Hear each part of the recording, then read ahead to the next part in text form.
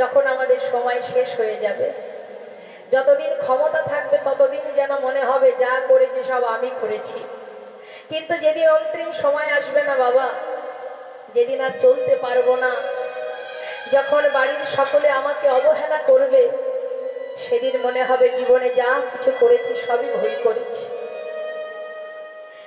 শয্যায় শুয়ে শুয়ে প্রাণ কৃষ্ণ সিংহ কাঁদছে আর প্রভুর চরণ স্মরণ করে বলছে, দয়াময় রক্ষা করো হে তুমি, হে ভগবান,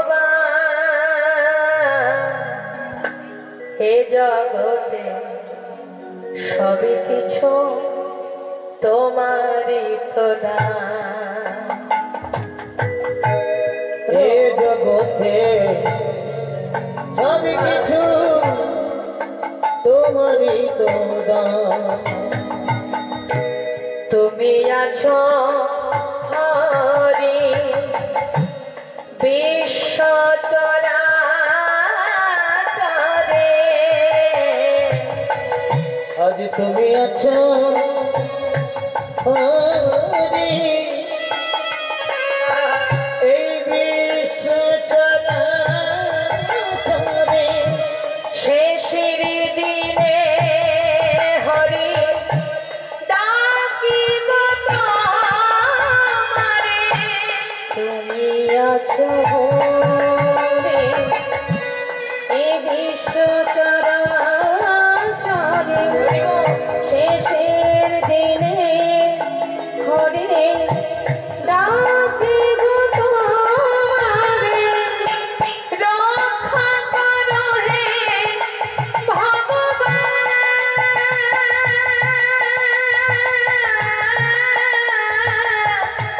রক্ষা করো হে ভগবান,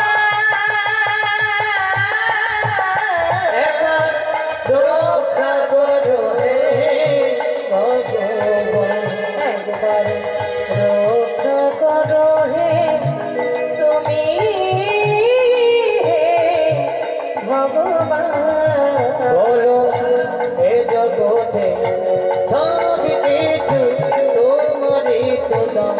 বলো এ জগতে সবই কিছু তোমারই তো দান। প্রভুর চরণ স্মরণ করতে করতে প্রাণ পাখিটা উড়ে চলে গেল।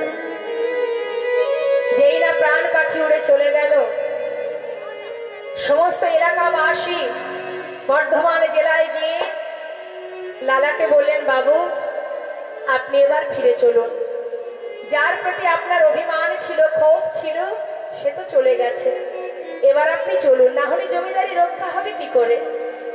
সঙ্গে সঙ্গে সকলের অনুনয় বিনয় শুনে, সকলের অনুরোধে আবার লালা ফিরে এলো মুর্শিদাবাদ জেলায়।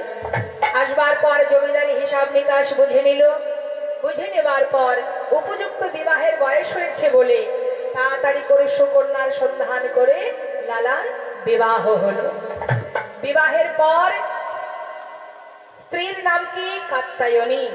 সুখেই দিন কেটে যায়, জমিদারির সমস্ত কিছু দেখাশোনা করা, আর দেখতে দেখতে কয়েক বছর গেল, তার একটি পুত্র সন্তান হলো। ছেলের নাম দিল নারায়ণ। কি নাম দিল মা? ভগবানের নামে নাম দিল নারায়ণ। আর তার একটি পালিতা কন্যা, যার নাম হচ্ছে সুমতি। এই হচ্ছে সুখের সংসার, চারজন। কিন্তু হঠাৎ কিভাবে, কখন, কার ভিতরে কিভাবে ত্যাগের সৃষ্টি হয় কে বা জানে। শাস্ত্রে বলেন, সাধু সঙ্গ সর্বশাস্ত্রে কয়, লব মাত্র সাধু সঙ্গে সর্বসিদ্ধি হয়। কিভাবে যে মানুষের পরিবর্তন হবে, কখন যে ত্যাগের সৃষ্টি হবে, কখন বৈরাগ্য আসবে, কেউ কিন্তু জানে না। লালা সুন্দরভাবে সংসার করছে, সুখের আনন্দে দিন কেটে যায়, জমিদারি রক্ষা হয়। কিন্তু হঠাৎ একদিন তার দ্বারে এসে দাঁড়ালো একজন ভিখারি। ভিখারি এসে চিৎকার করে বললেন, ভিক্ষাং দেহি। লালা স্বয়ং নিজে নেমে এলেন। নিজে নেমে এসে সে দাঁড়িয়ে জিজ্ঞাসা করলেন দরজার কাছে, ও ভিখারি, তুমি ভিক্ষা করো কেন? ভিখারি বললেন, বাবু আমি কেন ভিক্ষা করি জানো? বাবু গো, বাবু গো,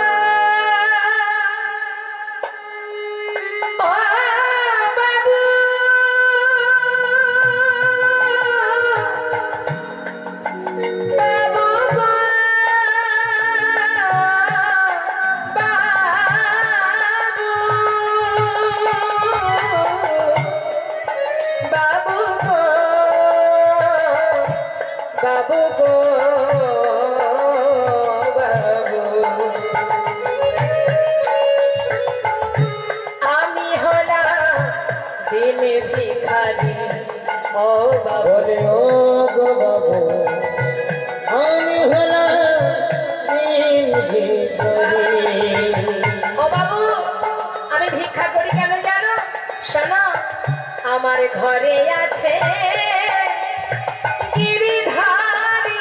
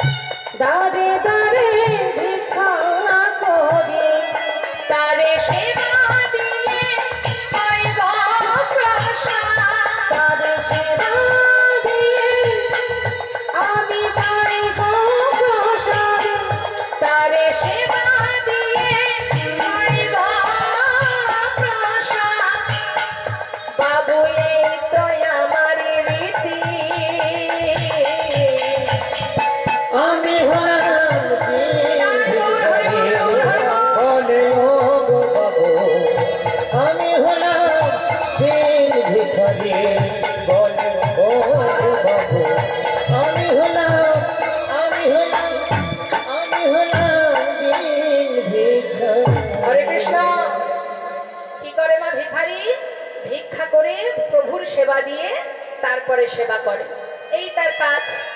যেই না শুনেছে লালা বাবু জমিদার বলে কথা, অনেক দামি দামি রত্নের একটা পুটুলি বেঁধে ভিখারিকে দিয়ে বলছে, ধরো, এতে কি আছে বাবু? অনেক দামি দামি রত্ন আছে, যাও এগুলো তোমায় দিলাম, তুমি নিয়ে চলে যাও। এগুলো দিয়ে কি করবো বাবু?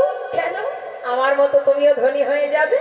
বেশ, তাহলে বাবু আমি আসি। এই বলে ভিখারি মাথায় করে সেই পুটুলিটা নিয়ে এক পা দু পা করে যাচ্ছে। বেশ কিছুটা পথ গেছে মা, যাবার পর দূরে এক জঙ্গলে সেই পুটুলিটা নিয়ে ছুঁড়ে ফেলে দিল। আর দূরে দাঁড়িয়ে লালা এই বিষয়টা দেখে চিৎকার করে বলে উঠলেন, ভিখারি, এত বড় সাহস তোমার! আমি যা কিছু তোমায় দিলাম তুমি ফেলে দিলে, কেন ফেলে দিলে? বাবু, আমাকে ক্ষমা করে দিন, আপনার দেয়া মূল্যবান সম্পদ আমি তো মাথায় করে নিয়েই যাচ্ছিলাম, কিন্তু হঠাৎ কে যেন আমার পিছন থেকে বলে উঠলো, ওরে এগুলো নিয়ে কোথায় যাচ্ছিস তুই? আচ্ছা, জমিদারের মতো তুই বুঝি ধনী হতে চাস? কিরে, আমি তো তোকে কখনো বলিনি আমাকে ক্ষীর নলি মাখন এনে দে, আমাকে রাজভোগ এনে দে? আমি তো তোর কাছে কোনোদিন কিচ্ছু চাইনি। হ্যাঁ রে ভক্ত, দাঁড়ে দাঁড়ে ভিক্ষা করে যা পাস আমি তো তাতেই খুশি। এগুলো যদি তুই ঘরে ফিরিয়ে নিয়ে যাস, জানিস এই সম্পদের মধ্যে যদি একবার তোর মন ডুবে যায়, তুই যে গোবিন্দ ভুলে যাবি। যা, এগুলো নিয়ে যেতে হবে না, এগুলো ফেলে দিয়ে যা, ফেলে দে। বাবু, তাই তো আমি ফেলে দিয়েছি। বারবার যেন আমাকে বলছে, আই ভিখারি আয় রে ফিরে, ভুলে যাস না মহাভরে। আই ভিখারি আয় রে ফিরে, ভুলে যাস না মহাভরে। আই ভিখারি, আই ভিখারি আয় রে ফিরে, ভুলে যাস না মহাভরে। ভিখারি, আই ভিখারি আয় রে ফিরে, ভুলে যাস না মহাভরে। গোবিন্দ সেবার বেলা বয়ে যায়, গোবিন্দ সেবার বেলা বয়ে যায়, গোবিন্দ সেবার বেলা বয়ে যায়। বিদুরের খুদে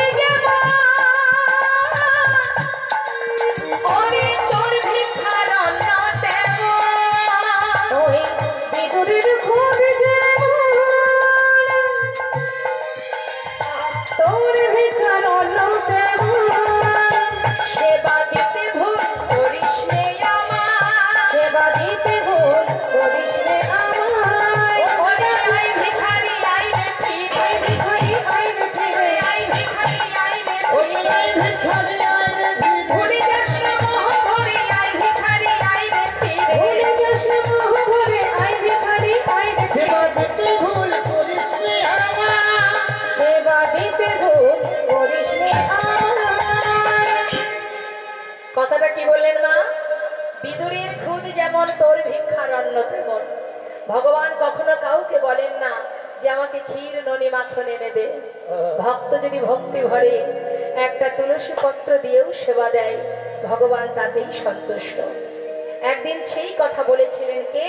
দেবর্ষি নারদ জিজ্ঞাসা করেছিলেন, হে দয়াময়, জগতের জীব যে তোমাকে ডাকবে, কিভাবে ডাকলে তুমি তার ডাকে সাড়া দেবে?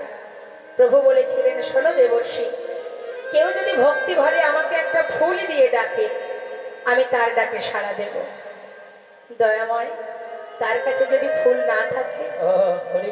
ভগবান বললেন, কোনো দুঃখ নেই, কেউ যদি একটা তুলসী পত্র দিয়েও আমাকে ডাকে, আমি তার ডাকে সাড়া দেব। আচ্ছা প্রভু, সেই ভক্তের কাছে যদি তুলসী পাতাও না থাকে? প্রভু বললেন, তাতেও দুঃখ নেই, কেউ যদি আমাকে এক গুণ্ডুস গঙ্গা জল দিয়ে ডাকে, আমি তাতেই সাড়া দেব। হে প্রভু, যদি তার কাছে গঙ্গার জল না থাকে? প্রভু বললেন, তাতে আর দুঃখ কেন? এই জগতের কোনো কিছুই যদি না থাকে, তাতে কোনো দুঃখ নেই। আমি তো আমার প্রত্যেকটি সন্তানকে দুটি করে নয়নে দিয়েছি। একটাই দিয়েছি গঙ্গা, একটাই দিয়েছি যমুনা। জীব যদি সংসারের জন্য সারা জীবন কাঁদে, আর আমার জন্য যদি মাত্র দুফোঁটা বাড়ি বরিশন করে, যদি দুফোঁটা নয়ন বাড়ি বরিশন করে, আমি যুগে যুগে সেই ভক্ত চরণে দাস হয়ে পড়ে থাকি। কেউ যদি আমাকে ডাকার মতো ডাকে, সারা জীবন ধরে ডাকতে হয় না, আমি যুগে যুগে সেই ভক্ত চরণে দাস হয়ে পড়ে থাকি। যদি কেউ বলতে পারে, হে প্রভু, দুটি নয়ন জলে ধুইয়ে দেব তোমার দুটি চরণ, তুমি করিও গ্রহণ। শ্রী সচিদানন্দ দুটি নয়ন জলে ধুইয়ে দেব তোমার দুটি রাঙা চরণ, তুমি করিও গ্রহণ। শ্রী সচিদানন্দ দুটি নয়ন জলে ধুইয়ে দেব তোমার দুটি রাঙা চরণ, তুমি করিও গ্রহণ। শ্রী সচিদানন্দ দুটি নয়ন জলে ধুইয়ে দেব তোমার দুটি রাঙা চরণ, করিও গ্রহণ। শ্রী সচিদানন্দ, শ্রী সচিদানন্দ। না জানি ভজন, না জানি ভজন, আমি না জানি ভজন, না জানি পূজন, কোনে কোনে পাব তোমার রাঙা চরণ। আমি না জানি ভজন, না জানি পূজন, কোনে কোনে পাবো ও দুটি চরণ। দুটি নয়নের জল বহে অবিরাম, দুটি নয়নের জল বহে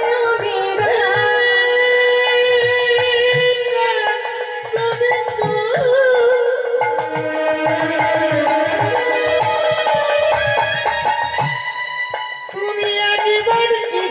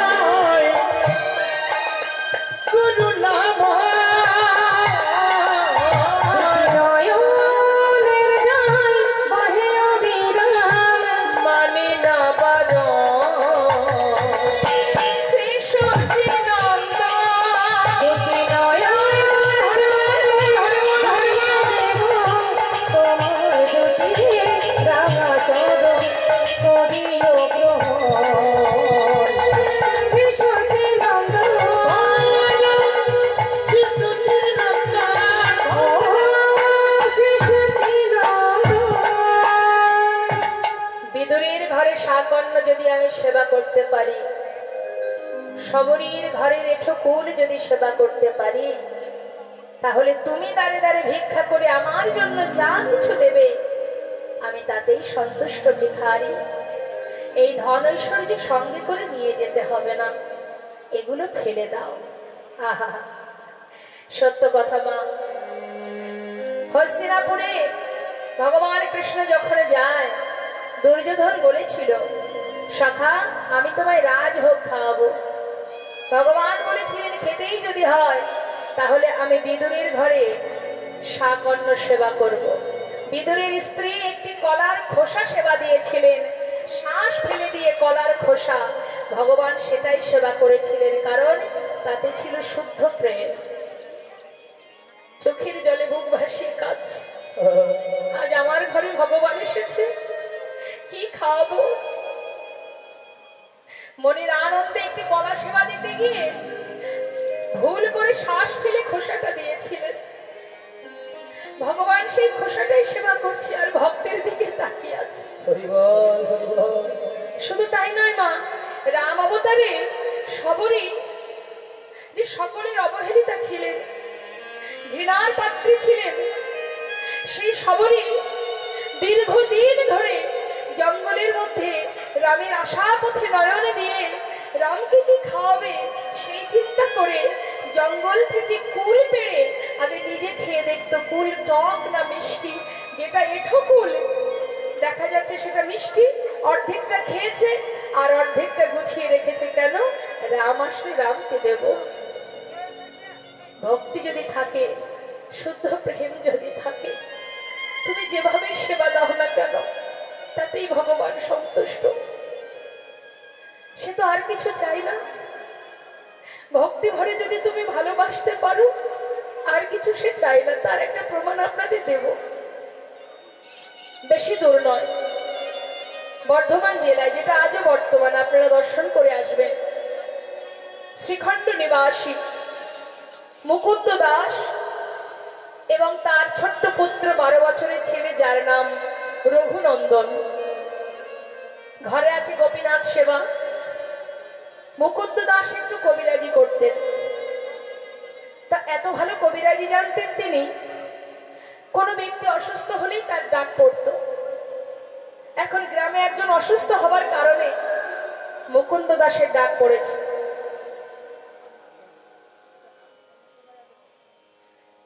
যেই না মুকুন্দ দাসের ডাক পড়েছে, মুকুন্দ দাস চিন্তায় মগ্ন, আমি কি করব।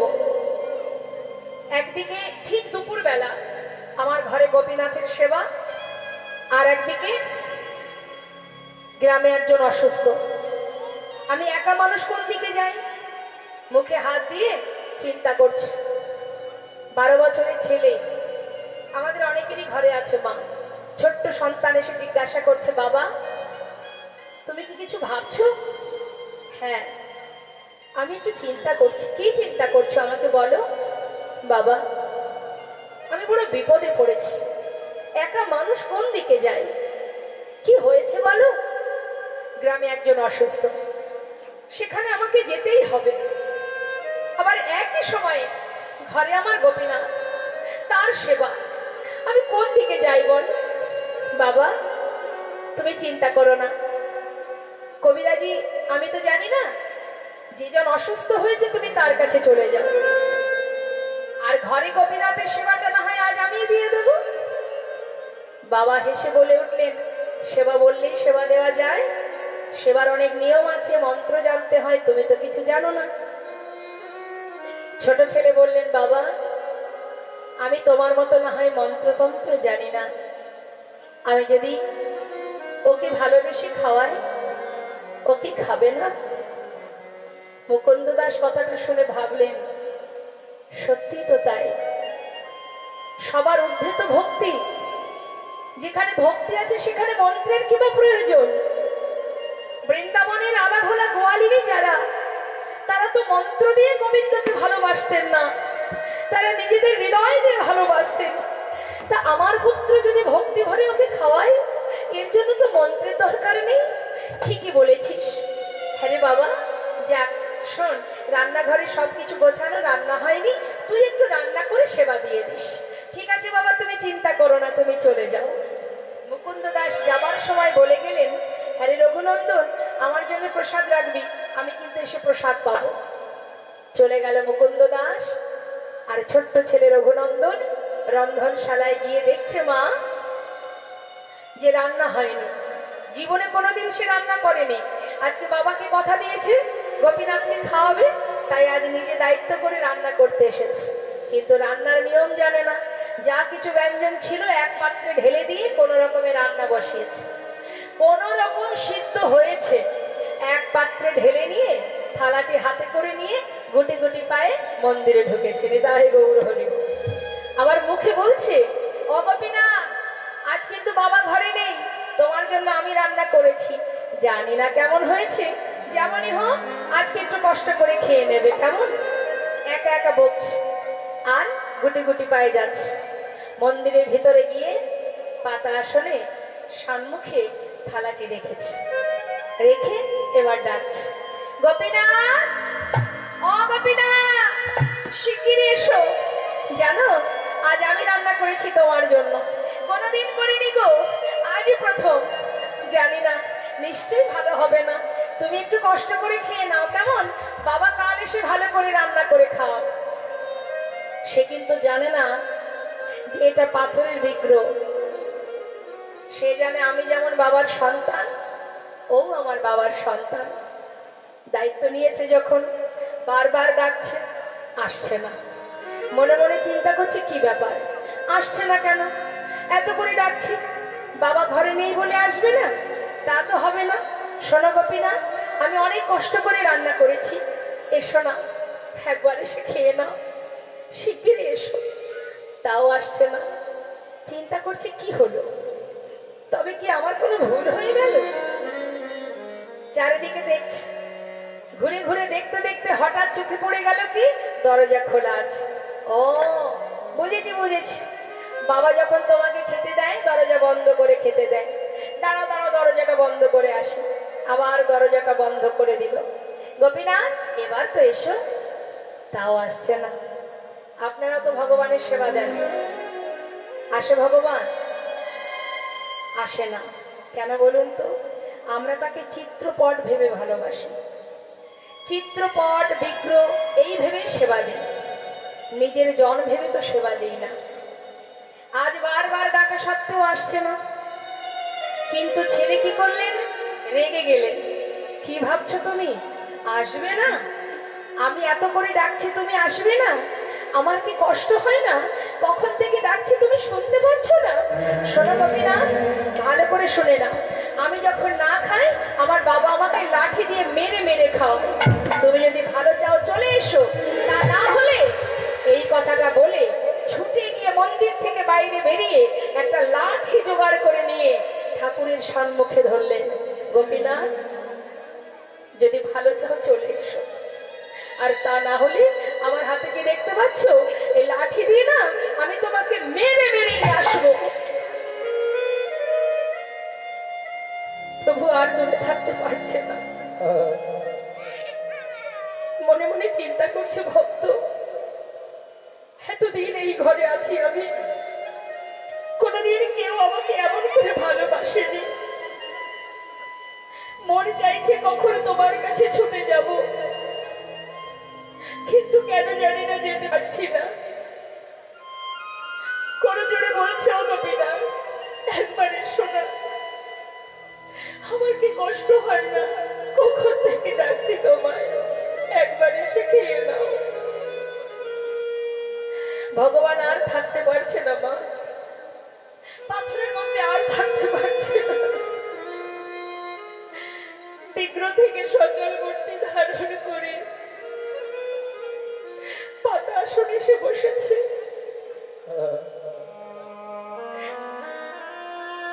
জিজ্ঞাসা করছে, কে করেছে? আমি রান্না করেছি। মনে মনে ভাবছে, দেখেছো, যেই না লাঠির ভয় দেখিয়েছি আর ভয় পেয়ে চলে এসেছে। শিগগিরই খেয়ে নাও, কখন থেকে ডাকছি তোমায়। কেমন হয়েছে গোপীনাথ? ভালো হয়েছে? ভালো হয়নি বলো? আমি তো কোনোদিন রান্না করিনি। ভগবান চোখের জলে বুক ভাসিয়ে কাঁদছে আর বলছে, ভক্ত কি করে বোঝাবো তোমায় যে আমার কাছে অমৃত। তুমি আমার জন্য ভালোবেসে রন্ধন করেছো, সেটা কি করে খারাপ হতে পারে? আমি তোমায় বলে বোঝাতে পারবো না। খুব সুস্বাদু, খুব সুন্দর হয়েছে, খেয়ে নাও। ভগবান বহুদিন পর ভক্তের হাতে রান্না পেয়ে আর কারোর কথা মনে নেই, মনের সুখে সেবা করে যাচ্ছে। আর রঘুনন্দন পাশে দাঁড়িয়ে আছে।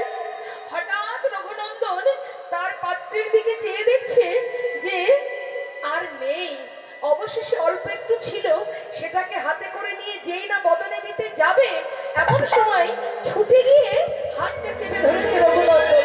গোপীনা, ওঠো, আর খাবে না, ওঠো বলছি, এক্ষুনি উঠে যাও। এ কি, তুমি তো ডেকে ডেকে আমাকে নিয়ে এলে, আবার আমাকে তাড়িয়ে দিচ্ছ? দেব না। তোমাকে আমি ডেকেছি বটে, তাই বলে তুমি সবটুকু খাবে? তুমি জানো না আমি যা কিছু রান্না করেছি সবই তো তোমায় দিয়েছি, এখনো আমি খাইনি, আমার বাবা খাইনি। আমাদের জন্য একটু রাখবে না? পুরোটাই তুমি খেয়ে নেবে। প্রভু বলে উঠলেন, দেখো জানো রঘুনন্দন, এতদিন পর না তোমার হাতে রান্না পেয়ে আজ আর আমার কারোর কথা মনে ছিল না। ঠিক আছে, আমার হাতে যেটুকু আছে এটুকু আমি তোমার জন্য রেখে গেলাম। বেশি তো ছিল না মা, যেটুকু ছিল নিজে সেবা করে সুন্দর করে থালাটি ধুয়ে তুলে রেখেছে। যথাসময়ে মুকুন্দ দাস ঘরে ফিরেছে, গ্রামের কাজ সেরে ঘরে ফিরেছে। জিজ্ঞাসা করছে, রঘুনন্দন বলো বাবা, কিরে ঠিকঠাক সেবাটা দিয়েছিস তো? হ্যাঁ বাবা, তোমার চিন্তা নেই। আচ্ছা, আমার বড় কাজটা তুই করে দিয়েছিস, এবার আমাকে একটু প্রসাদ দে তো, খুব খিদে পেয়েছে। জানো বাবা, আজ আর প্রসাদ নেই। প্রসাদ নেই? কেন? প্রসাদ কি হলো? কোনো ভক্ত এসেছিল নাকি ঘরে? না না, কেউ আসেনি। তোমার ওই গোপীনাথই তো সব খেয়ে নিচ্ছিল। ভাগ্যিস আমি হাতটা ধরেছিলাম, আমার জন্য একটুকু রেখেছিল, সেটা আমি খেয়ে নিয়েছি। মুকুন্দ দাস মনে মনে ভাবছে, এটা কি করে সম্ভব? প্রতিদিন তো আমি তাকে সেবা দিই, কোনোদিন তো সে সেবা করে না, আর আজ আমি ঘরে নেই, আজই খেয়ে নিল। না না, নিশ্চয়ই আমার ছেলে মিথ্যা কথা বলছে। সে নিজে খেয়ে পাথরের বিক্রির নামে দোষ দিচ্ছে। না না, এটা তো অন্যায়, এটা পাপ, এটা তো আমি মেনে নিতে পারবো না। আমার ছেলে সে ভগবানের সেবা দিয়ে নিজে সেবা করে আজ সেই বিক্রির নামে দোষ দিচ্ছে। এর উপযুক্ত সাজা আমি ওকে দেব। কি করলেন মা? সেদিন কোনো কথা বললেন না। তার পরের দিন সকালবেলা ছেলেকে ডাকলেন, রঘুনন্দন বলো বাবা, তুই তো ভালো সেবা দিতে শিখেছিস, শোন আজও আমাকে একটু গ্রামে যেতে হবে, তাই আজ আর তোকে রান্না করতে হবে না, ঘরে নাড়ু তৈরি করা আছে, তুই একটু নাড়ু ভোগ দিয়ে দিবি, কেমন? ঠিক আছে বাবা, চিন্তা করো না। মুকুন্দ দাস কিন্তু গ্রামের কোনো কাজে যায়নি। সে কি করেছে মা? ঘর থেকে বেরিয়ে মন্দিরের পিছনে দেয়ালে কান পেতে আছে। কেন? আজ হাতে নাতে ধরবে কে সেবা করে। আর এদিকে ছোট্ট 12 বছরের ছেলে রঘুনন্দন পাত্রে নাড়ু সাজিয়ে নিয়েছে, নিয়ে মন্দিরে প্রবেশ করেছে।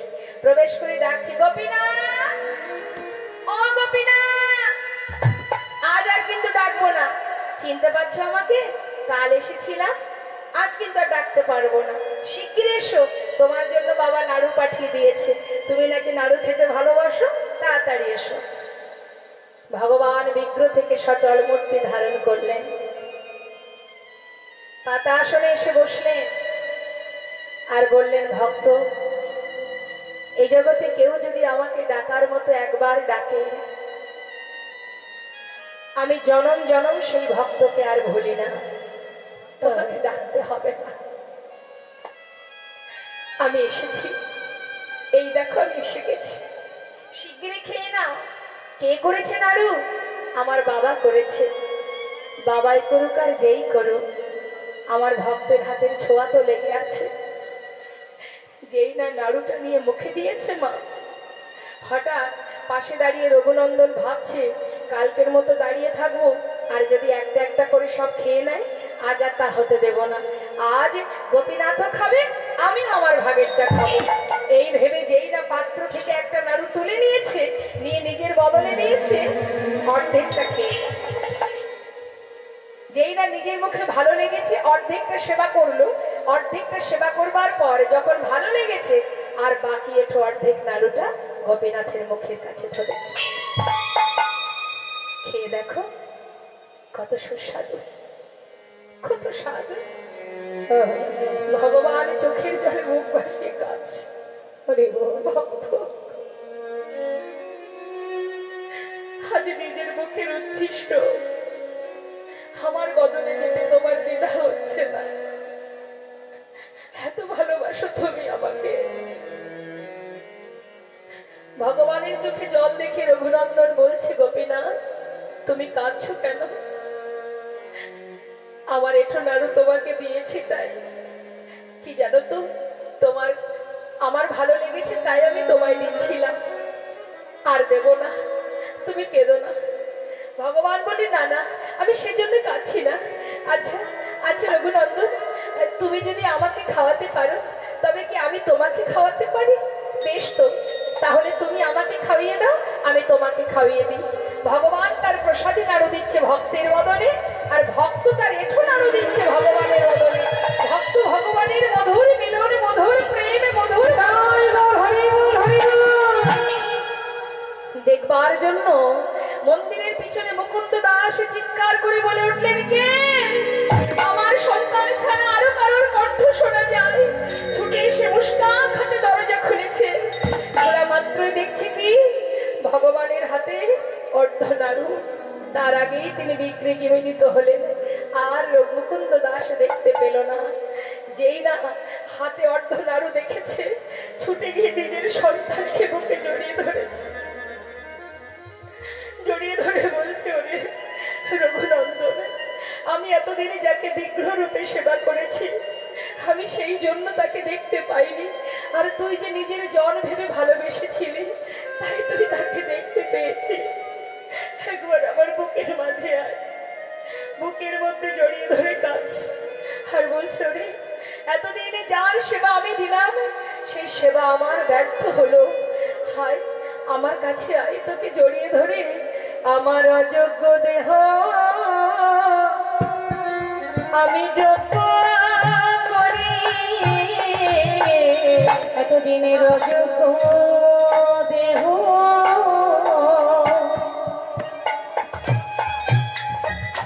আমি যোগ্য, আমি যোগ্য করি।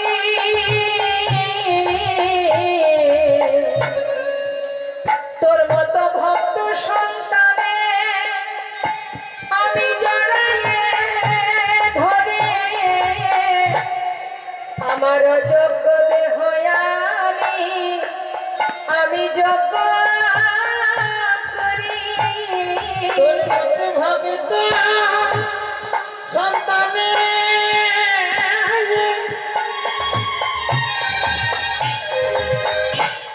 আমি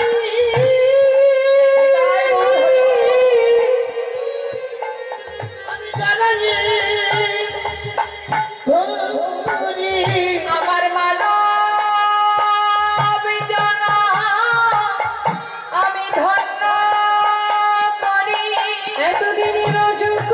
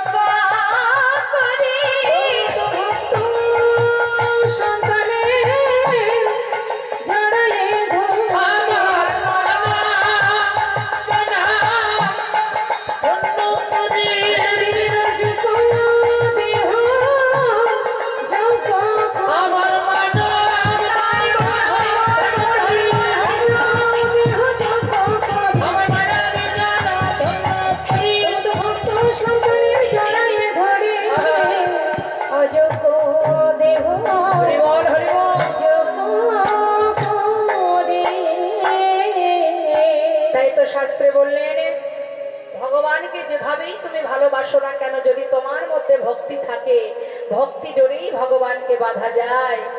আজ লালা বললেন, দেখো ভিখারি, তোমার যদি মনে এমনটাই হয় তাহলে তুমি এক কাজ করো, তোমাকে কোথাও যেতে হবে না, তুমি আমার ঘরে থাকবে, তোমার সমস্ত দায় দায়িত্ব আমার, তুমি প্রতিদিন হরিনাম করবে আর আমাকে হরিনাম শোনাবে। যেই না কথাটা বলেছে তখন ভিখারি বলে উঠলেন, বাবু, আপনার মহলে থাকলে দিনে দিনে আপনার মতো অবস্থা আমারও হবে। আপনি যেমন গোবিন্দকে ভুলে গেছেন, আপনার মহলে থাকলে এত সুখ, এত শান্তি, এত আনন্দে যদি আমার জীবন পার হয়, তাহলে আপনার মতো দিনে দিনে আমিও গোবিন্দকে ভুলে যাব। তাই বাবু, আমার কুড়ে ঘরই আমার কাছে ভালো। এই বলে ভিখারি চলে গেল। আর লালবাবু মনে মনে চিন্তা করলেন, তবে কি মহলে থাকলে, বিষয় সম্পদের মধ্যে থাকলে গোবিন্দ ভুলে যেতে হয়? সত্য কথা বাবা, যখন আমাদের কিছুই থাকে না তখন গোবিন্দ ছাড়া আমাদের আর কেউ থাকে না। আর একটু একটু করে ভগবান যখন সমস্ত কিছু আমাদের পরিপূর্ণ করে দেন, তখন সেই সকলে চিন্তা করতে গিয়ে আমাদের দিনান্তে ভগবানকে একবার সেবা দেব, সেই সময়টুকু হয়ে ওঠে না। লালা মনে মনে চিন্তা করতে লাগলেন, তবে কি এত বিষয় সম্পদের কথা ভাবতে ভাবতে আমার কি গোবিন্দ ভজন হবে না? চিন্তা করতে করতে হঠাৎ একদিন তিনি খাজনা আদায় করতে যাচ্ছেন, গোটা রাজ্য পরিদর্শনে যাচ্ছেন পালকি চেপে। সারাদিন ধরে খাজনা আদায় করে বেলি অবসানকালে যখন তিনি ঘরে ফিরছেন, হঠাৎ তিনি শুনতে পেল এক ধোপার মেয়ে রজকন্যা চিৎকার করে তার পিতাকে বলছে, বাবু গো, বাবু গো, বেলা যায়, বাসনায় আগুন দাও। বাসনা মানে কাকে বলে বলুন তোমার? বাসনা মানে কি? কলা গাছের পাতাকে, শুকনো পাতাকে বলা হয় বাসনা। আগেকার সময় কাপড় কাচতে গেলে, কাপড় পরিষ্কার করতে গেলে তো এত ডিটারজেন্ট ছিল না। ওই কলার পাতাকে পুড়িয়ে, শুকনো কলার পাতাকে পুড়িয়ে যে খার, যে ছাইটা হতো, সেটা দিয়ে কাপড় পরিষ্কার করা হতো।